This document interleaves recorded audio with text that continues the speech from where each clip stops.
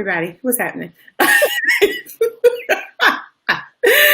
Welcome back to So Here's the Thing. I'm your girl, Kimberly, the Purpose Catalyst. And as you already know, I have my sisters with me, Revy Rev, Teray, my sissy sis who loves to hustle for the Rose House. Yes. Hey. Hey. And last but not least, our sister, Nikita, the Peace Princess. What up, what up? Yo, she stays with a heavy, yo, what's up? It's in her. It's in her. It is. It is very much ingrained in her. I agree. So I really appreciate you all coming to join us. As you are coming in, let us know where you are watching us from. If you saw the caption for tonight, we're talking about all things purpose. And why? Because what had happened was I had sent out an email and I asked my list, as a true, consultant, catalyst would, coach maybe, what challenges are you facing, right? As it pertains to purpose, because, that's what I do. Okay, part of it anyway. And the responses were interesting, somewhat heartbreaking, and somewhat like, I got work to do. So you know how you get excited because you're like, there's room for me in this. And so that's kind of how I felt. So tonight we're going to do something a little different. Hey, Michelle, how are you? We're going to do something a little different tonight, and we are going to, I don't like that. You like that? I don't like that. I'm ugly.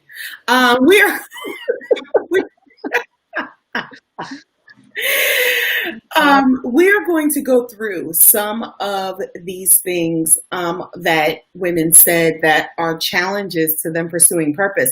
Because if it's a challenge for them, I'm pretty sure it is probably a challenge for you as well. So let's go through them. Who wants to start?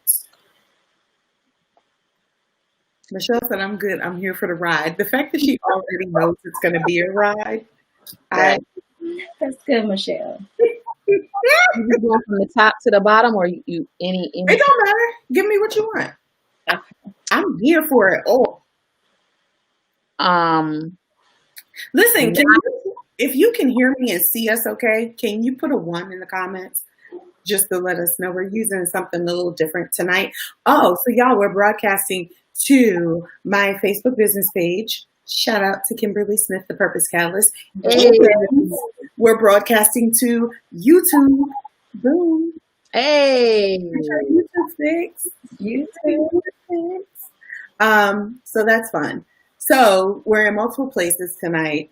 So let us know if you can hear us and see us well. Let us know that everything is okay so we can make some modifications. All right. So Nikita, you were saying what exactly? Okay, so I think the place to start with one of the main concern or where to start with one of these concerns is not really knowing what purpose is. So what do you say? What is purpose? Mm-hmm. How do you answer that? So the simple definition, purpose is the reason for which God created you. Because, over in my world, in my sphere of things, everything is based on the fact that, one, we believe in the triune God. So before we had a purpose, and I think Yahoo said this best when she was with us that week, and she said purpose precedes creation, right? Mm-hmm. Yeah. So do you have, and the question was, what is purpose? What is purpose? Purpose is the reason for which God created you. It's just like when we create services and products. There's an intentionality in that. There's a purpose in that. There is a reason why we created it, and so that it would help someone, right? So our purpose is the reason for which God created us so that we can be a solution in the earth. Mhm. So does everyone have a purpose? Girl, yes. I was so shocked that that was even a thing because I did not know that that was a thing. Does everybody have a purpose? And I guess when you think about it, like truth be told, you know how people kind of, we call it wandering around aimlessly, Mhm. or they have purpose envy. Did I ever tell y'all what purpose envy was? Y'all want to hear what purpose envy is? Yes. Purpose envy is when you see somebody fulfilling purpose or finding their thing and you don't know yours. Mhm. So you either are wandering aimlessly, not really knowing why you're in the earth, or you have purpose envy and you're like, but they're over there doing this, and you probably call them extra. Right. You probably say they're always doing too much. But it's because you too, deep down inside, want to find your purpose. It may not be that deep. And if you feel that tugging, like that pull, like I know that I'm supposed to be doing more than working, taking care of these kids, making dinner, taking a shower, and using the bathroom. Mhm. I should be doing more. That's when purpose, the conversation internally starts to turn into what is my purpose. Yeah. Yeah. Did you guys find that when you started thinking about what purpose looked like? I did. It was for me. I kept finding myself praying this prayer. I said, God, I want to do more than just exist. I want Yes. to live. I want to live, right? And in living, you find purpose is discovered when you're living, Yeah. right? It's like I'm not just like you said. I'm just not waking up, going to bed, taking care of the kids, loving on my husband, going about my day and then letting that be it. Like there's more to me than just that. And Absolutely. so he begins to provide opportunities, right? So the more that you start asking him, Lord, what is this? What else is it that I should be doing in order to live? He starts to provide you with opportunities that begin to sharpen those skills that you didn't know were there, or to give you opportunity to express your purpose in the earth.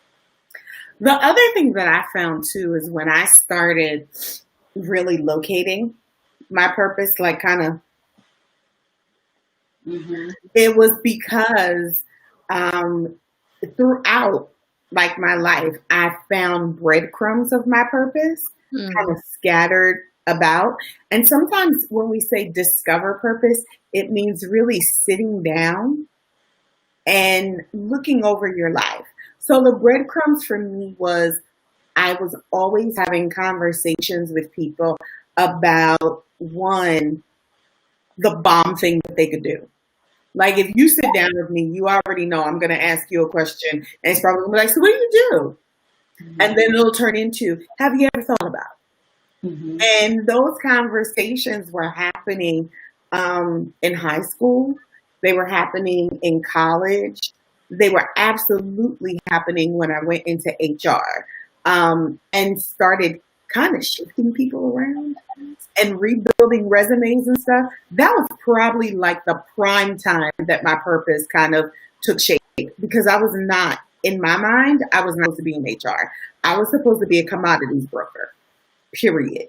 I was going to travel the world. She was going to be single, have dudes in different zip codes, and be a commodities broker, right?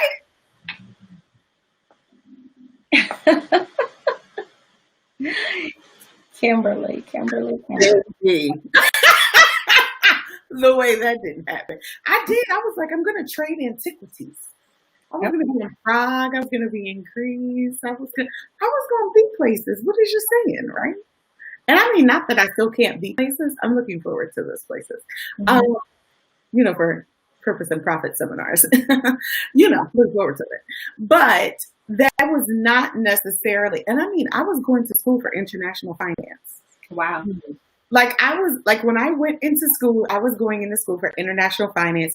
I had already studied French, so I knew French going in. So I was like, let me figure out what other languages I can learn, right? So that wasn't it. And it took a turn of events. Like it took a series of events for me to become an HR professional. Because in my mind, I would rather deal with antiquities than deal with people. My purpose is dealing with people, but I wanted to run away from it and deal with commodities and things. Mm-hmm. So a lot of times, one, what are the things that you run away from? That could pinpoint purpose. What is your conversation like? What do you always kind of come around to? Mm-hmm. Especially don't let nobody around me say, I just need to make like $600 a week and I would be okay. If you say that, listen, we'll have a whole strategy in 15 minutes. What you need? Mm-hmm. So my conversations were around that. It was around purpose. It was around money. Always, always, always. Did I tell you I tried to put a band together in elementary school? Wow. Because I was going to have them. I don't play instruments. You was going to manage the group. I was going to manage the group. And they was playing quinceaneras and bat mitzvahs. Wow. I could see that. That makes total sense. I was trying to do it. Like I had a whole plan. My grandma bought me poster boards and everything. I had signs. I had tryouts. Child, you wasn't getting in the band if you wasn't good. Wow. I had money plans. I didn't need it. I didn't need it, but I was like, yo, I could do this. That's funny. Yeah. That's I all. was like 9, and I was putting together a band. Like I was doing the band before Diddy. I'm just saying. Making the band. I was making the band before Diddy. Yeah. Yeah. So anyway, purpose leaves breadcrumbs. Really, you have to sit down and so you have to discover those parts of you that you run away from and the parts that you gravitate to and your knowledge and skills and abilities. It's a discovery. It is a process. We really will never know the depth of our purpose. Yeah. We just know along the way we should be impacting people, right? Yeah. Mm-hmm. All right, what's next? What else did they say? Yes, Michelle, I learned French. What did I say? Je m'appelle. One of the questions that stood out to me was focus and motivation. And to go along with that is consistency. So what would you say to someone who lacks the focus? So say they've discovered purpose, right? So we've identified purpose now. I know where I'm supposed to go. How do I maintain my focus and motivation and consistency in pursuing purpose? So that was one of the biggest challenges that I had. And it wasn't focus, but it was consistency. Like once I found my purpose, it became this thing that I had to know more about, right? Like, God, why did you call me to this? One, I told you I didn't want to work with women. One, I told you I didn't want to be around people. Number two, I said I didn't want to do this. All the things that I said that I didn't want to do are my purpose, right? Mm-hmm. But being consistent with it was different. Why? Because all of those things, focus, consistency, and what was the other one? Accountability? Focus, motivation, and motivation. All of it boils down to distractions. Mm. How distracted will you become to avoid purpose? Mm-hmm. If it gets hard, that's really a distraction because it will get difficult at times. This thing is not easy. It's worth it. It is absolutely worth it. Yeah. But it's not easy at times. You will have major wins and you'll have some deep losses, but you recover from all of them. You don't celebrate too long. You don't stay in the valley too long. You'll have them both. But the truth of the matter is, one, you have to determine how distracted you're willing to be to leave your impact on the side of the road. Mm-hmm. And I wish that I had someone to say that to me when I dropped off because of family issues, or I fell off because people hated the fact that I was pursuing purpose, or me being focused on purpose. Actually, it wasn't intimidated, But for some reason, it brought things to light and the attack came. Like, oh, you think you're better. Like, who are Mhm. you to do this? Why would you even pursue? You have to know your purpose for yourself. Mhm. And when you can clearly articulate your purpose alone in the dark or in the mirror looking at yourself, Mhm. that is the core of who you are, number one. And number two, it's in those moments that sometimes you have to convince yourself, God did call me to do this, and I Yeah. need to do it. Mhm. Like there should never be a distraction so big, so far, so wide, so deep that you abandon your purpose. Right. And so what I had to do was I had to become accountable to a circle. Mm. So I had to let my community in on how I felt. Because I mean, and Nikita can attest to this. People know me as the always saying something crazy, laughy laugh, jokey joke chick. They don't, it took a while for me to actually be like show I had a serious side because I didn't want anybody to know that side. So you have to be willing to drop those walls and be accountable to somebody. So one, they can check you on pride. They can check you on even how you feel about you pursuing purpose and about continuing to pursue purpose despite of. Not to mention that community, that little squad, those little people should be your first intercessors. Because Mm. everybody won't get it. But the people that will get it and know who you are and have the revelation of who God created you to be, Mhm. those are the ones that have the faith and the boldness and the courage to confront you when you want to fall off track. Yeah. So one, you need a squad. Two, you need to be convinced. And three, you need to think about every time you fall off, how many people are going to still be in pain? Mhm. Yeah. How many people are still going to need to know an answer? Are you prolonging somebody else's answer? Yeah. So it is a selfless journey, right? It's Yeah. selfless. You don't your name might be called, great if it is. But if it never is, you need to know that God called you before the earth was even shaped. That's right. So that's enough, right? And then you need to realize that every hour that you spend being distracted, being unmotivated, being that not being focused, just Mhm. not paying attention. Mhm. And you'll have those moments, but you have to recoup and get back up again. Yeah. Mhm. I mean, or else. What else happens? Nikita, what did you do? Like, because I mean, everybody falls off. What did you do when you fell off?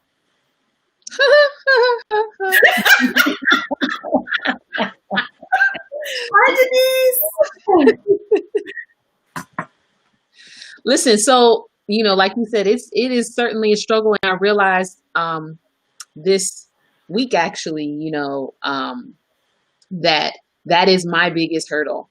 Just being consistent, and I realized what I did previously is I'm looking, and you posted something earlier that was, I mean, dead on, because I think you said like take bite-sized pieces of it or whatever. So what I did, and this was anything, not just my purpose, but like getting in shape or whatever, um, was I'm looking at the huge picture of it, and it's like, oh my gosh, this is daunting, and you go full steam ahead, and then you burn out, and then it's like, I don't want to do this no more because that, so understanding, number one, that I did that. And then number two, um, taking a step back, simmering down and understanding to take, like you said, taking the bite-sized pieces. What small thing can I do today that'll work me towards the goal or the bigger picture, like seeing it more as a puzzle rather than a like a TV screen. You know what I'm saying? Like Yeah. seeing it in pieces instead of like, oh my gosh, this huge thing. So that has helped me a lot, and not going at it like I've been doing this thing forever. Like, no, I can't expect my son to get up and walk right now. He has to, it's baby steps, crawling and then standing and then walking and then running. So to expect me out of myself to get up and just run full steam ahead on anything is ridiculous. So understanding that. There's levels, there's phases. I've been having this conversation with God, and finally came to this realization, because I have been so burdened thinking that what I did, and not necessarily who I was, but the things that I enjoyed doing and the things that I loved doing in a past season, I don't really have the opportunity to do anymore. And it's because of, quite a few reasons. Whether, number one, global pandemic kind of shuts down live events a little bit, just a tad. But at the same time, thinking you need to be with a certain people, connected to a certain group or whatever to do what you're called to do. But I remember the minute that part of my life kind of ceased to exist, I was like, I thought that I was just getting started. Like, what? Mm-hmm. Like, you really? Like, I thought that this was the thing. I mean, I was so excited. Like, finally, I'm doing what I'm supposed to do, right? And then I was driving down the road the other day and just kind of like, God, listen, when all this is over, I want to do X, Y, and Z. I want to do some major exploits in this city for you. Like, I want to kill it. Like, I want to do what I used to do. And and it came so quickly. Like, sometimes the arrow has to be pulled back and it's shot out even farther. Come on, Jesus. And I was like, okay, Holy Spirit. So in my mind, what that means is, yo, do your work, plot your plan, have all the people lined up, because when it's go time, all it is a text and a phone call. That's it. Period. So sometimes even pursuing purpose, there's ebbs and flows, like Keita said. Don't become so overwhelmed by the fact that, oh my God, this whole new world is opened up to me, right? What am I going to do with all of that? Don't become so overwhelmed that you forget you took little steps to get here. So the post that she mentioned is about me saying, what if you just took 15 minutes a day to pursue purpose? Literally a quarter of an hour. 15 minutes per day for intentional and purposeful action. It doesn't always have to be this grand event, doesn't always have to be this mega conference, and it doesn't mean that millions of people need to see it. Mm-hmm. But can you pursue purpose in 15 minutes a day? Or in 15-minute increments? Like, there are some days that I found, like this week, that sometimes I just need to go for a ride. Do you know that yesterday I went on a hunt for Microban? I just went for sanitizing spray. Why? Because I had worked for 4 hours. And I was like, I need a break. Mm-hmm. My sister was like, CVS got Microban. I was like, I'm out. Oh, shoot. And I went for a break. Because sometimes you need a moment to even sit down and be like, this vision is great, but I'm honored that I get a chance to be a part of it. I get to be a part of this. Mm-hmm. And that is one of the most amazing things. I get the opportunity to be called, to be chosen to do this. And I think that level of gratitude, so we get the to-do lists, we get I have so much to do, I have so much to accomplish. But in the forefront of our minds, and maybe it's something we need to put as our screensaver on our phone or even by our webcams on our laptops, we have the opportunity to change the world in 15 minutes. That's awesome. Okay, what else? So, What else did they say? What else did it? so with having kids, how do you tell someone, an adult woman, how to point their kids, because most of us are either learning about purpose in general or finding our purpose kind of later on in life.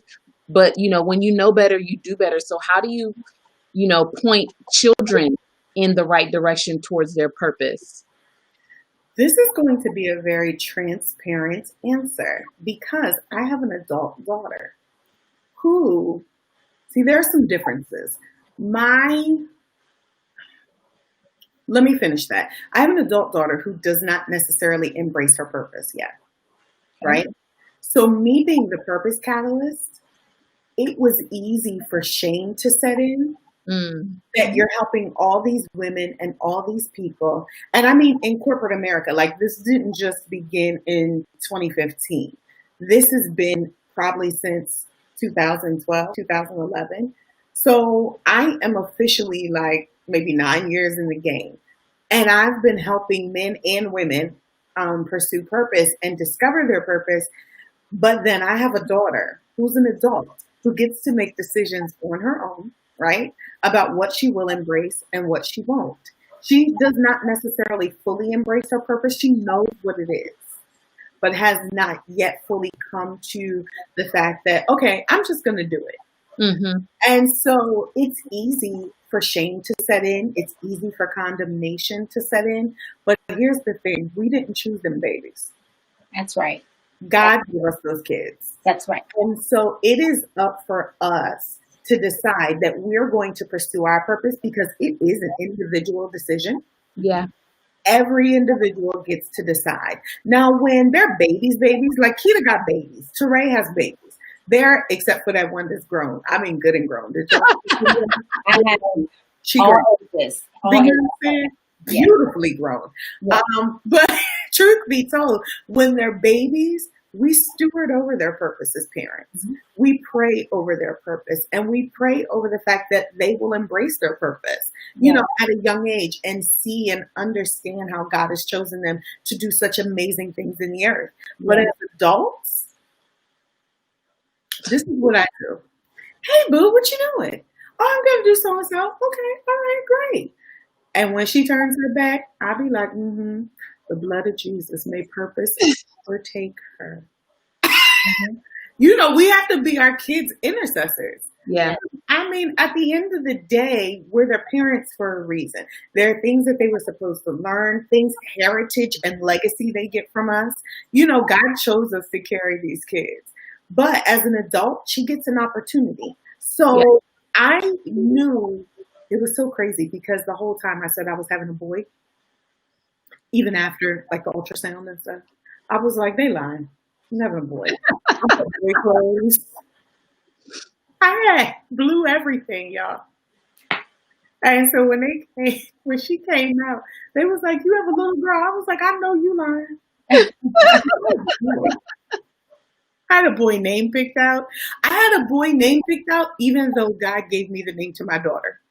And I was like, I don't know why I need this because I'm having a boy. You just all in denial. I was all rebellious. I was 19, turning 20. I was rebellious, okay?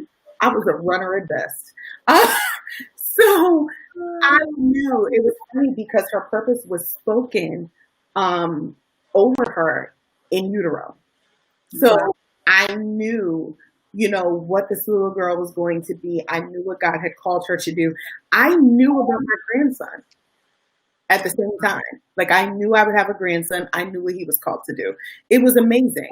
My grandmother had a dream about me. She didn't know about my life or so, but she had, you know, dreams about me. So I understood the fact that, you know, these things happen and it's a little different and it can be frustrating. So to the parents who have adult children and you know what God has called them to do, you can't beat them over the head with it. Because truth be told, God is not beating you over the head with the fact that you're not doing Absolutely. That's right. So we give them the same level of grace and mercy that we want to receive because they're going to get it.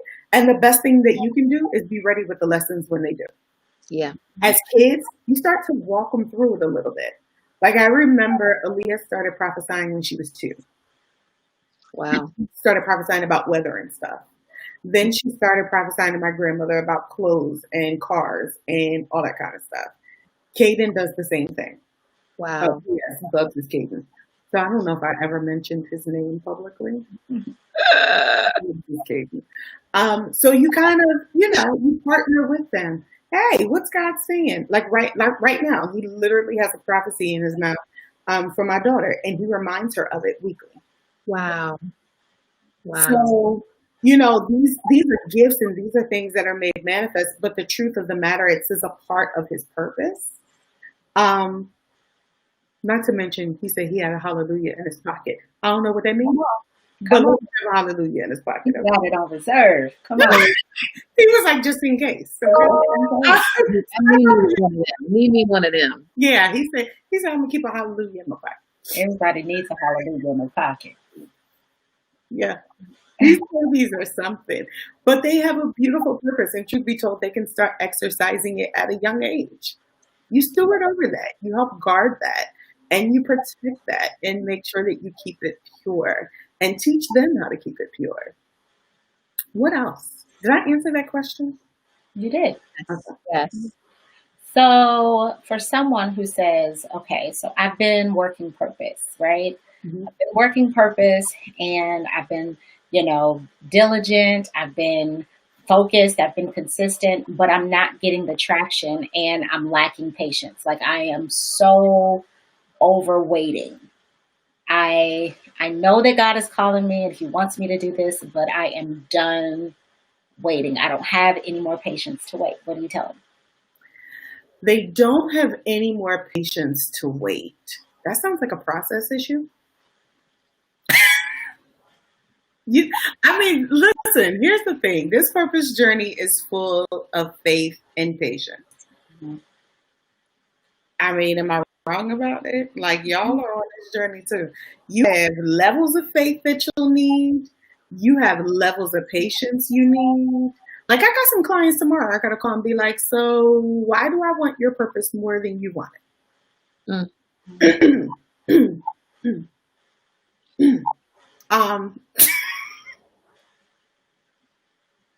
Why are you grinning, Keita?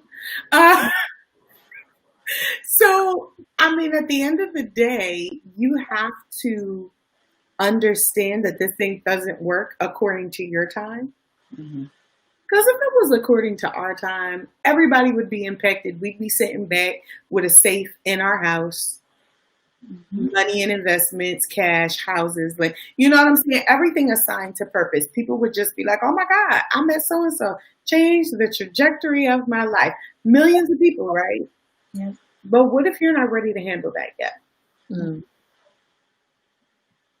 If you can't handle two people saying, oh my God, I'm so glad I met you, and then you all of a sudden have a new title change, that's why. So it's process. And while process is uncomfortable, I'm grateful for it. Yeah. Like, I don't know I would have been a hot mess if I had really walked in purpose in my 20s. Mm-hmm. Like a whole hot mess. Mm-hmm. Because I was a hot mess without it. So, I was a hot mess in my 30s. Yeah. Semi-hot mess. I was simmering down. But when process gets you, you'll understand what faith is. You'll understand how to use your tongue to confess faith, how to walk in faith, the biggest thing that I had to learn, this is going to sound bad, but I'm going to say it anyway. The biggest thing I had to learn was how to shut up. Mm. Because I had no patience. Like, if you think I don't have patience now, which tons of it now, but I did not have patience. And not only did I not have patience, I had a horrible mouth. And I didn't necessarily have to cuss you out. I just knew what to say. That is the problem of being having the legacy of a wordsmith around you and an unharnessed mouth. Okay. So process helps you. Process keeps you from saying the wrong things at the wrong time, so you don't damage somebody. Right. Process helps you so that whole patience issue, because you're supposed to be somewhere at a certain time doing a certain thing. If it hasn't happened yet, it's because it's not time for it to happen. And that's faith enough to know that it will. I'm just, whenever you get me there. So tell me what to do in the meantime. And living in the meantime can be difficult because you never know what's going to happen next. You don't know when you're supposed to move. So it needs being grounded, prayer and faith, and some sincere study, not just on the words that you want to hear God say from the Bible, but even some of the rebukes of the Bible, some of the character traits. All of that stuff is necessary during purpose because it shapes who you are and how you interact. You start to see things through a different lens when you understand that patience is a part of this. It's patience for you, it's patience for the process, and it's patience for the people that you're going to impact. That's right. You can't help them and then deter them at the same time. Yeah. How did you learn patience, Teray? Well, I just had to live it out because honestly, the Rose House was birthed back in 2000. Okay, and that's 20 years. Yeah, this is a 20-year vision that I'm working right now. Wow. And so I'll never forget. I was sitting in my mother. I was pregnant, sitting in my mother's dining room at her computer, and I typed out the vision for the Rose House from top to bottom. And it was just like, it was divine because it just flowed so effortlessly. And I had a packet of papers when I was done, and I held on to them, and I always carried it with me. Now, you know how sometimes you have an idea and you travel and you might move or whatever, and you just throw the papers away, but those papers always stayed with me. Mm-hmm. So I always kept it, and it was he always had me come back to it and visit it, and over the years, I do know that it's that process. He's working out some things in you. And the one thing that I did not want to do was mentor. I did not want to be a mentor. That was the one thing I did not want to do.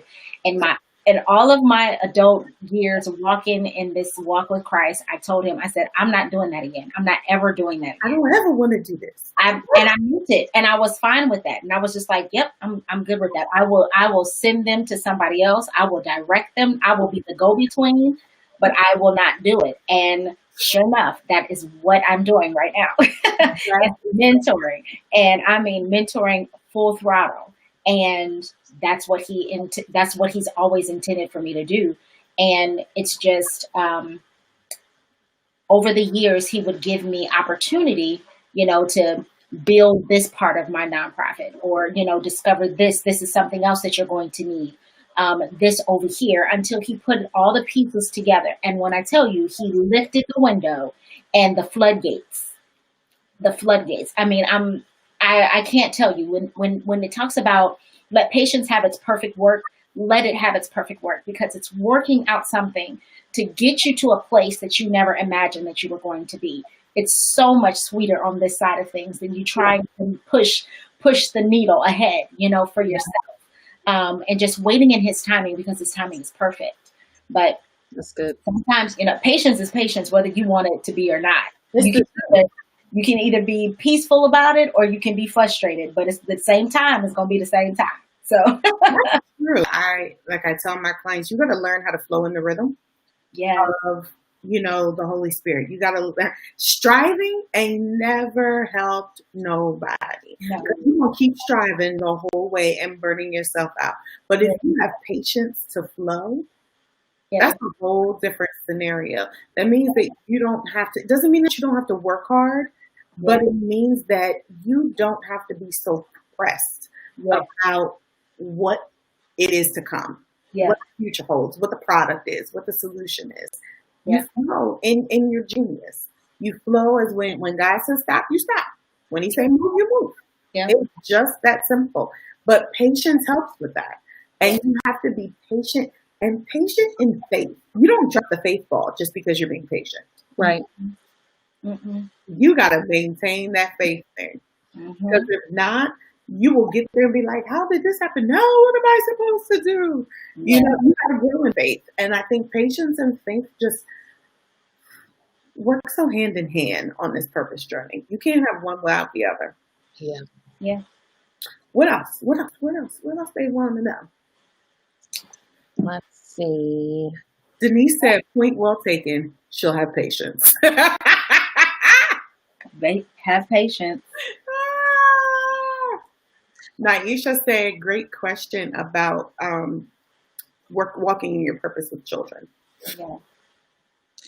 Well, resources, not having them, and then also that kind of goes hand in hand with time management, not having enough time to work on your purpose.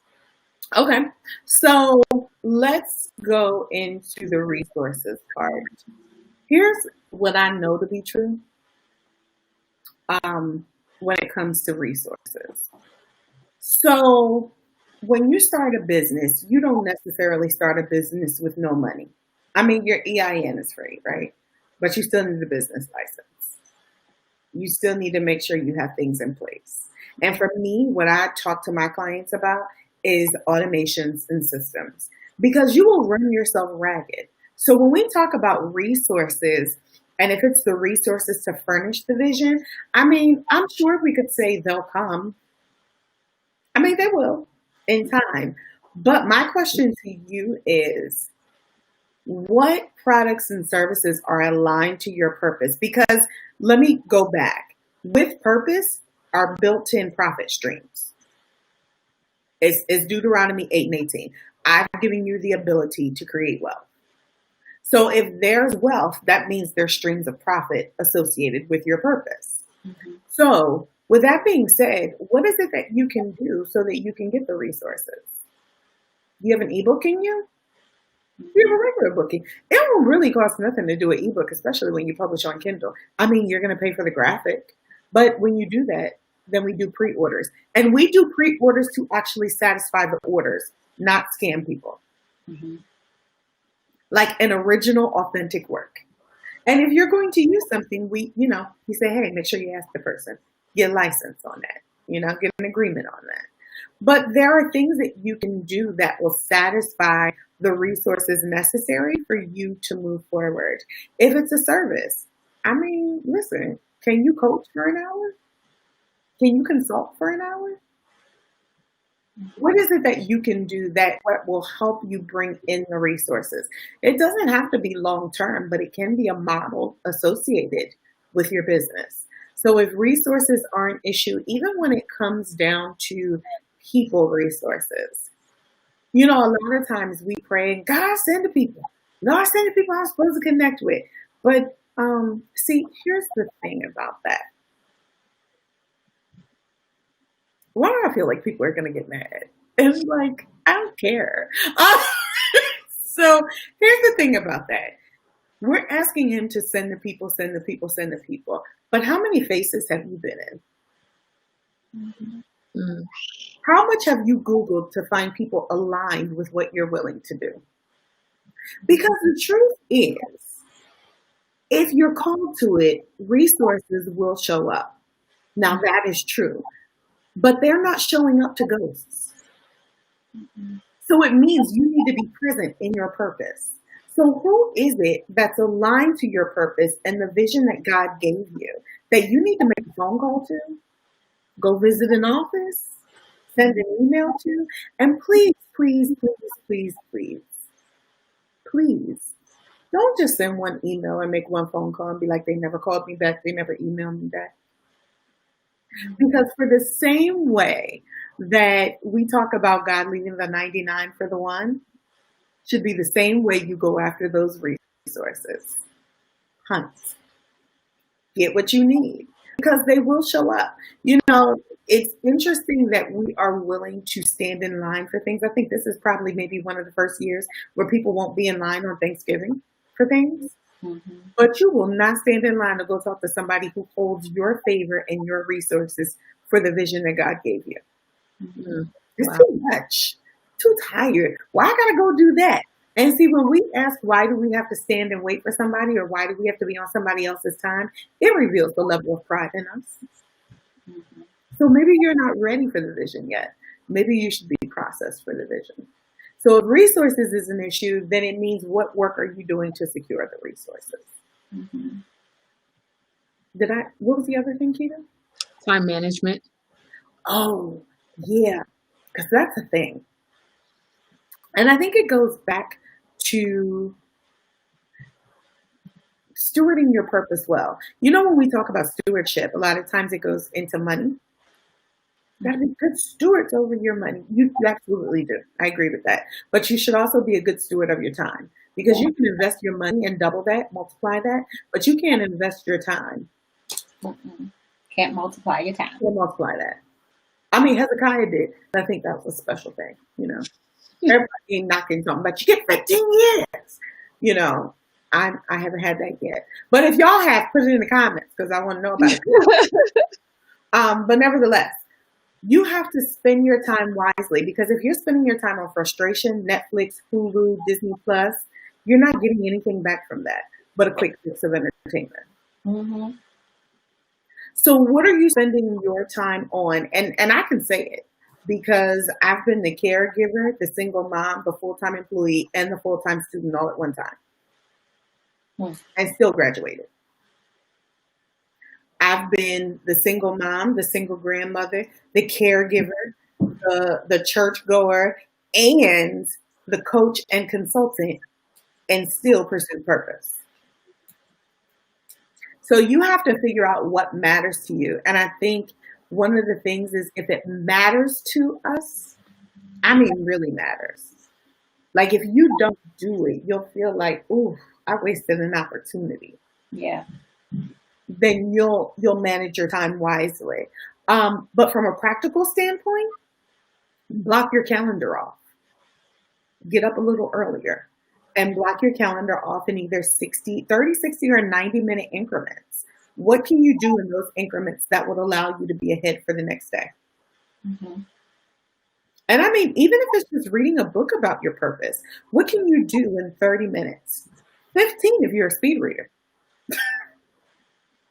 But if you can read a book to dive deeper into your purpose, that's 30 minutes that you've actually gained wisdom that you can in the future merchandise. How do you do it, Teray? Because I mean, you full time in your nonprofit. How does time work for you? I really had to uh, really take a good look at what needed to be done Mhm. and just properly position myself. And it's an intentional act. It isn't something that just happens. Like one day you just don't wake up and I'm managing my time. No, you have to get up and you have to be intentional about it. Yeah. So I know, like right now, our schedule shifted.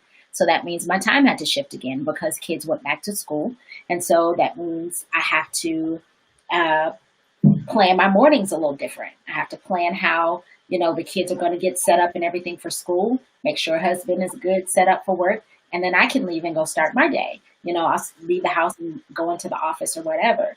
But it is a very intentional act. So things, keeping a planner, Yeah. keeping a calendar with your appointments on it, making sure that you're prepared for what's happening. The one thing I used to tell my praise team was because it was a big commitment and you have to manage your time getting there, being on time, staying for the whole rehearsal, you showing up for services on time.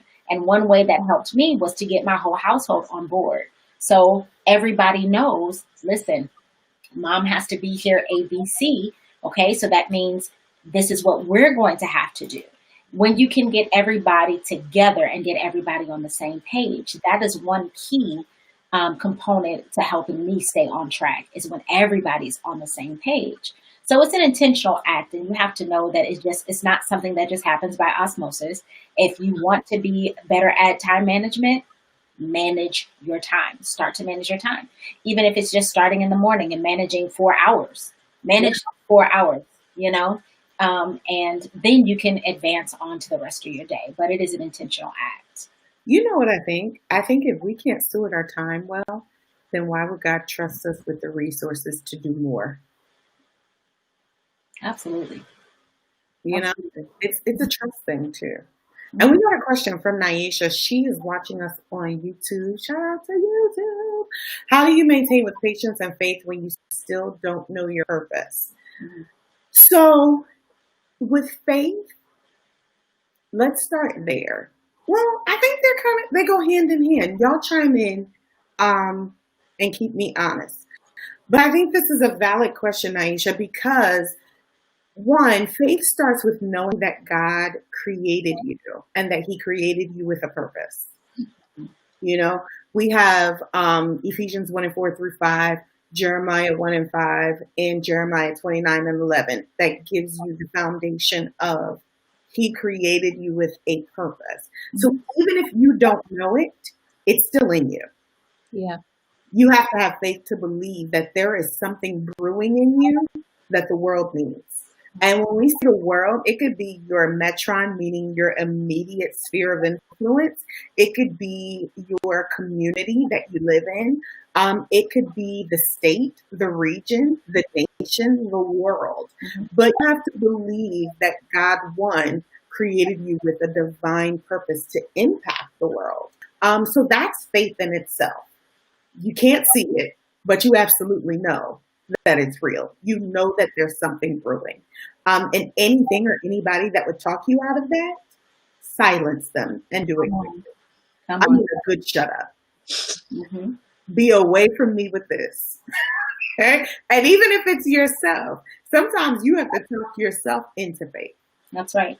Absolutely. And I mean verbally, I mean loudly. I mean some mirror time talking. Listen, I know I was created for a purpose. I don't know what it is right now, but oh my God, I am so excited to find out. God, I know you got some plans for me.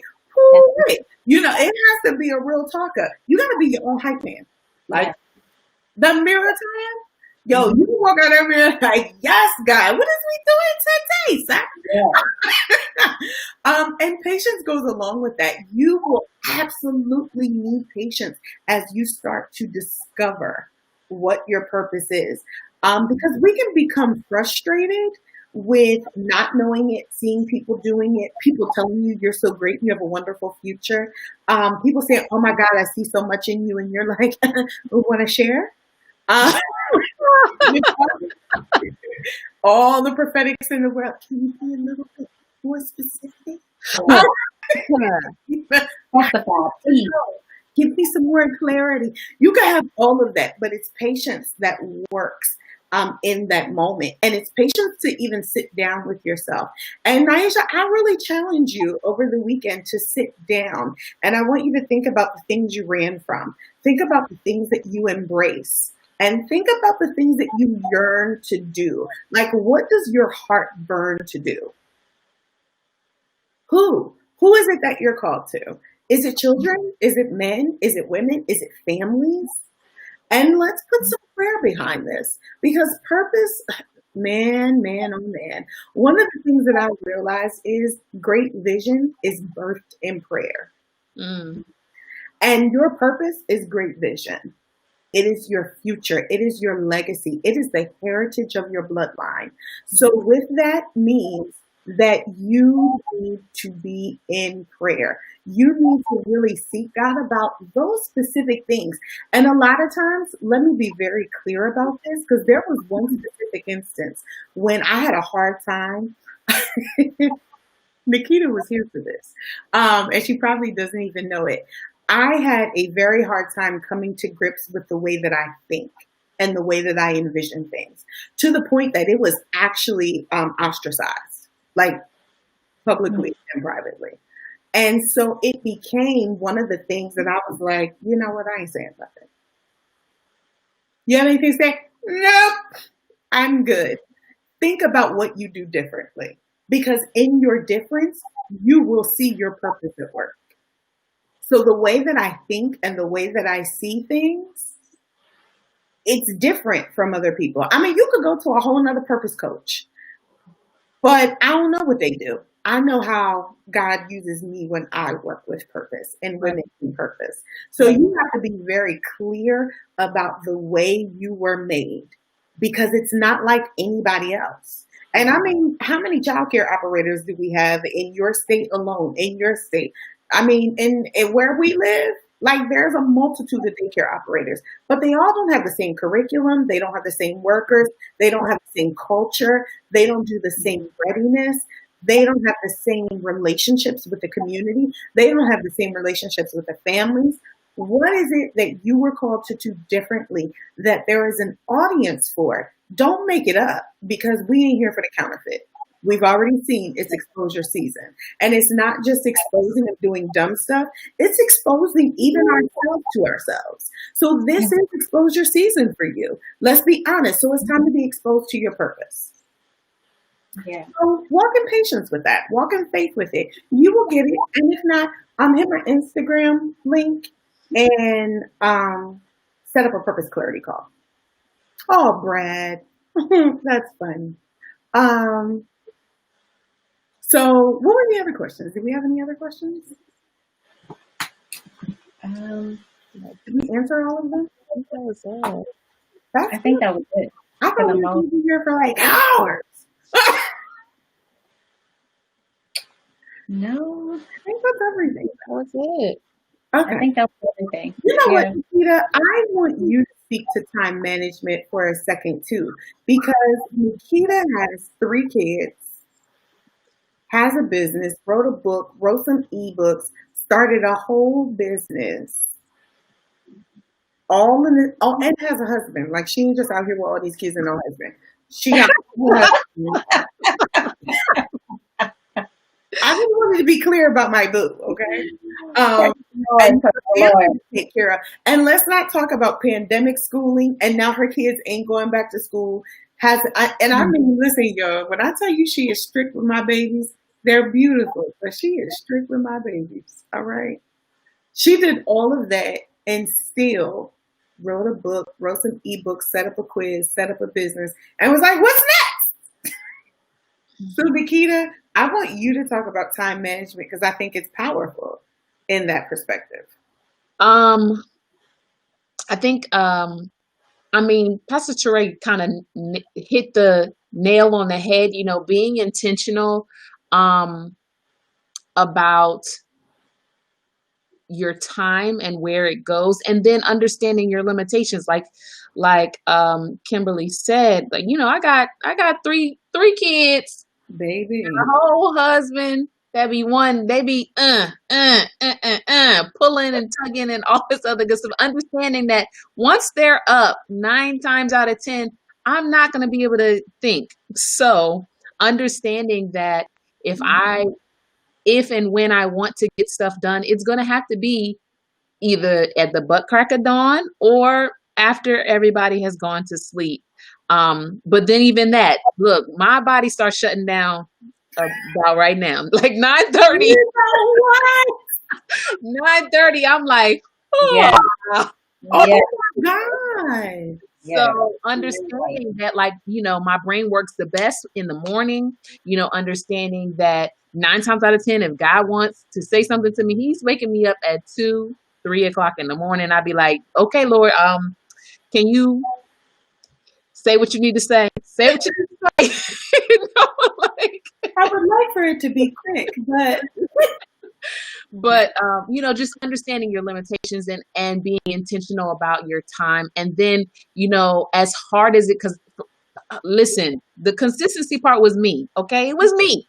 Like, bruh, being understanding, like, nothing happens in a day. Nothing is if you're not consistent, there is not going to be any success, any tangible, getting to, if you just put one piece of the puzzle in there and then walk away, that puzzle ain't never going to get done. So just understanding that consistency is required. It is required.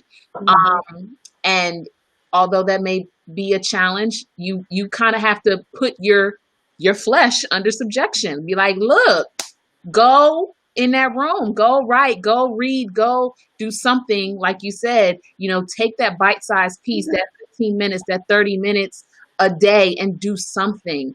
So understanding that and actually not just thinking about it, not being paralyzed by the whole perfection process, but actually doing something, because faith without works is dead. That's a very valid statement, though. It is a very valid statement when you said you have to put your flesh under subjection. And truth be told, we are here because we did just that. Fear be gone, nerves be gone, opinions of others be gone. We can't really afford to be run by our emotions Yeah. and our own negative self-talk. There's no way. I know how I used to think about me, and it was not intentional. It was not purposeful.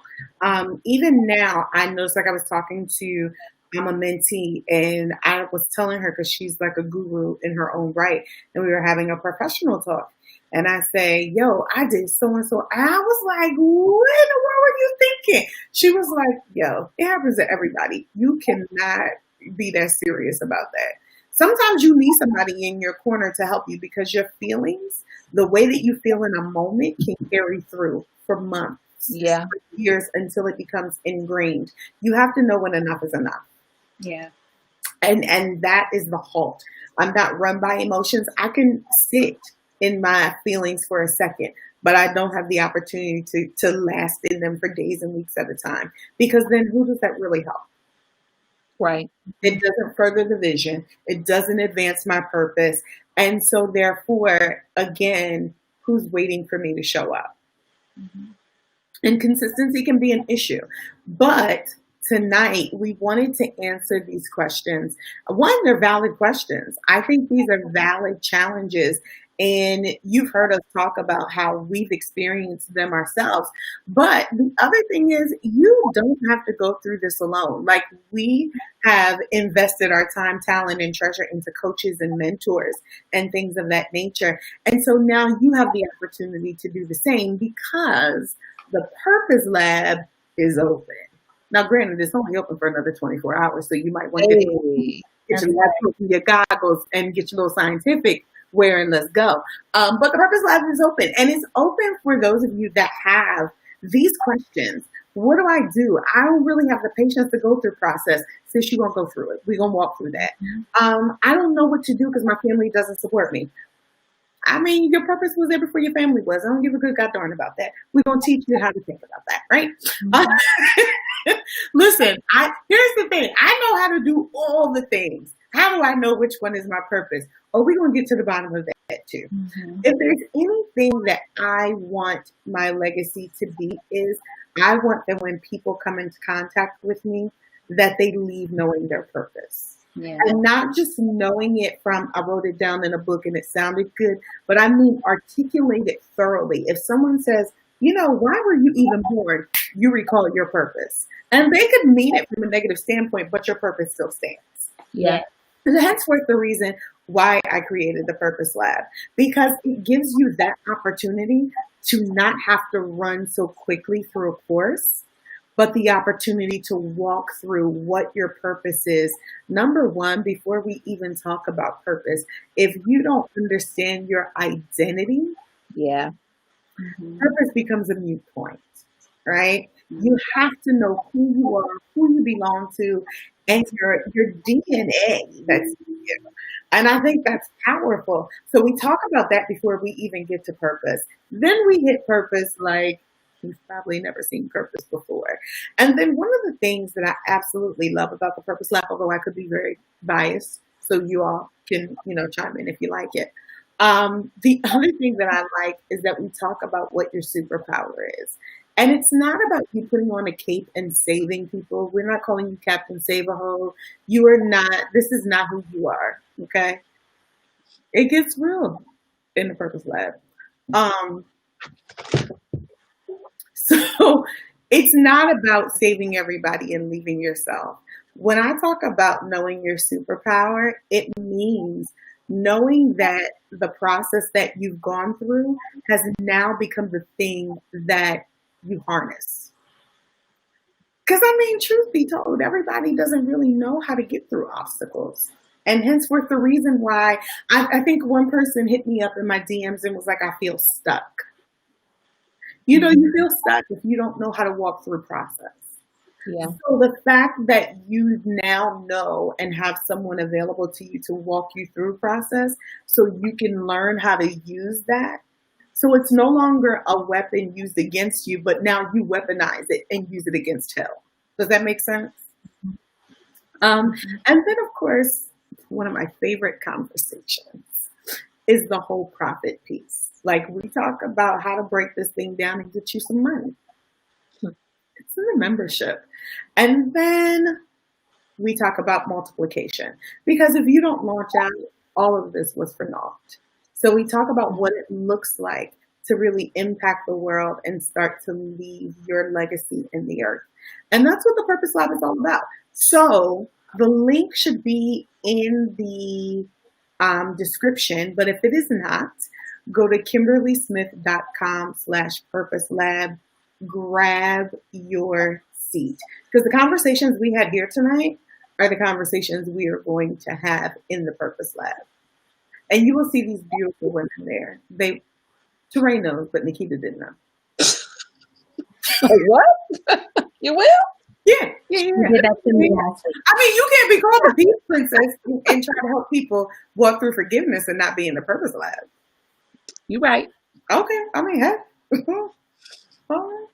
Tell them something. But that's what the Purpose Lab is all about.